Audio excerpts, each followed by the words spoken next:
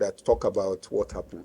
Left to the governor, we have prayed over it. God has taken charge, and the relevant agencies are doing what they call internal investigations. So it was not our intention to actually speak about it. We want to allow the relevant agencies to work on it, come up with their report to see what happened, whether it's sabotage or it's not. But when we now saw the report in Leadership newspaper, which was like a business report, it was like a PR report for the owner of the hangar.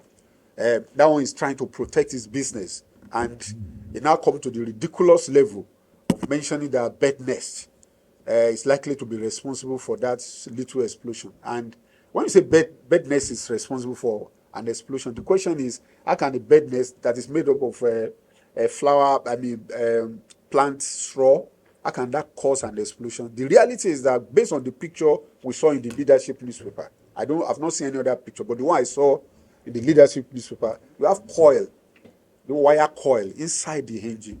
That means somebody must have put those wire coil inside the engine to deliberately shut down the engine mid-air if the flight actually took off.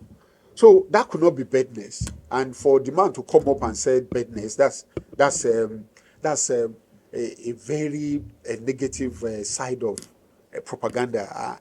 Maybe he has no PR people who will have helped him to put up. And in fact, he should not have even talk about the matter because relevant agencies are looking at it. But I think I read that the Minister for Aviation last night said the aviation agencies will look into the matter.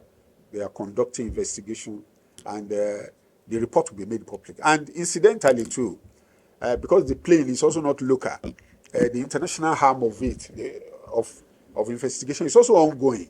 So we need to clarify that we didn't just issue that statement. It was issued to correct misrepresentation of what happened by the owner of the hangar.